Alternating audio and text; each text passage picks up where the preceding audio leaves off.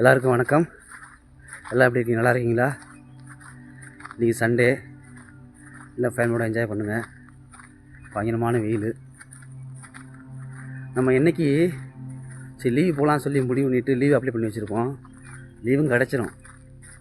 ஆனால் அந்த லீவ் கிடச்ச டேட்லேருந்து நமக்கு அந்த நாளே ஓடாது. ரொம்ப ஸ்லோவாக ஓடும். ரொம்ப இழுத்து பிடிக்கிற மாதிரி இருக்கும். என்னடா அது நாளே ஓடலாது. ஏன்னா அது எண்ணிக்கிட்டே உட்காந்துருப்போம்ல, எப்படா லீவ் போகலாம் அப்படின்னு. 4-5 மாதம் ஆகும். இப்போ நமக்கே எப்படி இருக்குது அப்படின்னா, ஆனால் வெளிநாட்டில் வேலை செய்யணும் நிலைமை நினச்சி பாருங்கள். 2 வருஷத்துக்கு 10-15 நாள் லீவு, 1 மாதம் லீவு. அதில் இந்த ஹோட்டல்லாம் வேலைக்கு போகணும்னா ரொம்ப கஷ்டம். 5 மணி நேரம் 14 மணி நேரம் வேலை பார்த்துட்டு தூங்கும் டைம் இல்லாமல் ரொம்ப மோசமான வாழ்க்கை தான். வருஷத்துக்கு 2 வருஷத்துக்கு ஒரு டைமு 15 நாள் 20 நாளில் வருவாங்க. இப்போ அவங்களெல்லாம் ரொம்ப ரொம்ப மோசமான நிலைமை தான். அவங்க நிலைமைலாம் எதுக்கு இப்போ பணத்துக்காக பொருளாதாரத்துக்காக தான் அவ்வளோ கஷ்டப்படுறாங்க எல்லோரும். அதில் எங்கள் ஆர்மியை பொறுத்தவரை பிரச்சனை இல்லை, எப்போ லீவு போய்க்கலாம்.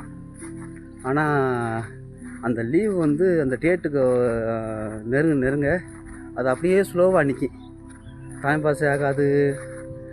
ஊருக்கு போய் ஒன்றும் பண்ண போகிறது கிடையாது. ஊரில் அதே வெயில் தான், அதே காட்டுக்கறக்கம்மா காட்டுக்கு வருவேன். மொத்தம் ஒரு 70-80 வீடு. 70-80 வீட்டில் ஒரு 30 வீடு க்ளோஸ் பண்ணியாச்சு, மிச்சம்தான் இருக்குது.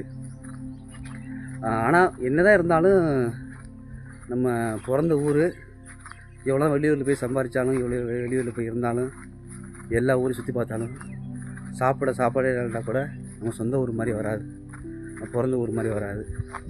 அங்கே உள்ள சுச்சுவேஷன் நிலைமையெல்லாம் நல்லாயிருக்கும். இருக்கிறத பழைய சாப்பிட்டு டைம் பாஸ் பண்ணிவிட்டு ஜாலியாக வாழ்க்கை ஓடும், மன நிம்மதியாக வாழ்க்கை ஓடும். இப்போ ஸ்கூல் டைம்லாம் தீபாவளி பொங்கலுக்கு வரக்கு முன்னாடி யோசிப்போம் தெரியுமா? தீபாவளி எப்போ வரும், பொங்கல் எப்போ வரும், இப்போ ஒரு நாளும் உட்காந்து எண்ணிக்கிட்டே இருப்போம்.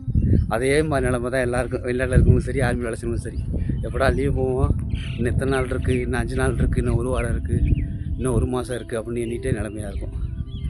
ஓகே, நம்மளை ரொம்ப நன்றி.